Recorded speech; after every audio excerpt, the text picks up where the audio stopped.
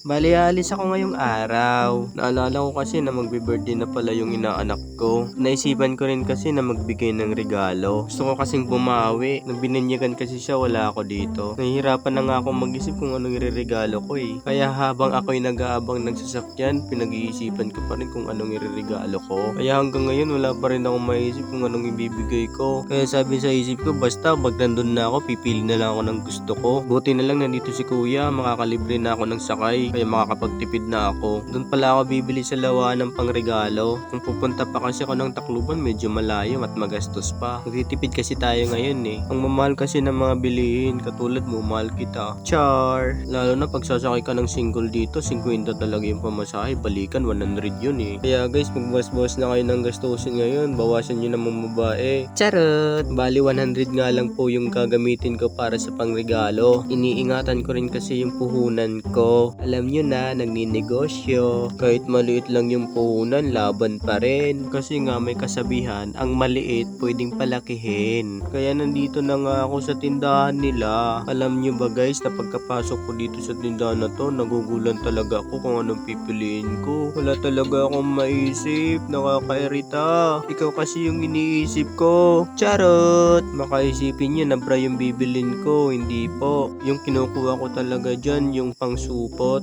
pangregalo. Dahil nga vlogger tayo, isa lang yung ginamit nating kamay, kaya nagpatulong na lang ako kay ate. Sabi ko, ate, patulong nga. Kaya pumunta na ako sa ibang tindahan, wala pa rin ako mapili. Nangugulan talaga ako kung sino pipiliin ko sa inyo. Char! Dito sa tindahan na to, maraming pangregalo, pang bata, kaso wala talagang maisip. Hindi ko pa kasi maalala kung lalaki ba yun o babae. Nakalimutan ko kasi. Napag-isip-isip ko kung ito na lang yung regalo ko, pero parang alanganin kasi, kaya hindi ko na lang to kinuha. At ang mahal din naman. Alam nyo na, 100 lang yung kaya ko. Kahit 100 lang, basta full effort. Kaya nga lumabas na lang ako kasi wala talaga akong mapili. Gusto ko rin kasi yung something unique na regalo. Yung regalo na pwede niyang magamit. Kaya nga pumunta na lang ako sa pantalan at nagpahangin. Masarap kasing tumambay dito. Kaya hanggang ngayon pinag-iisipan ko pa rin kung anong ireregalo ko. Sabi sa isip ko, doon na lang ako sa amin bibili. Baka mayroon doon. Hanggang sa napagod ako at nakatulog ako.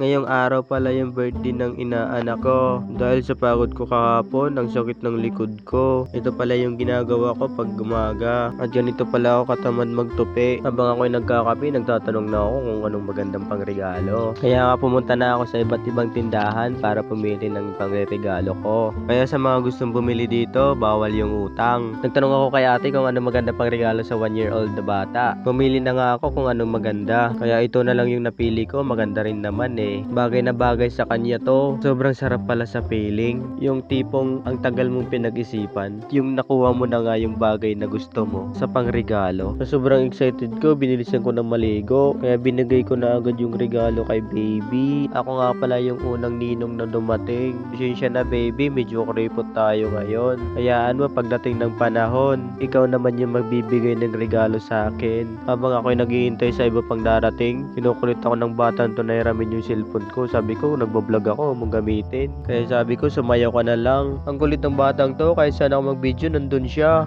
Ang ganda ng setup nila, sobrang simple lang. Ito nga pala yung ama ng bata, si Lowell, alias Mayor. Dito nga ay inuna nila yung mga batang bigyan ng pagkain. Kasi daw, nagugutom na daw sila. Kaya hanggang dito na lang yung video ko.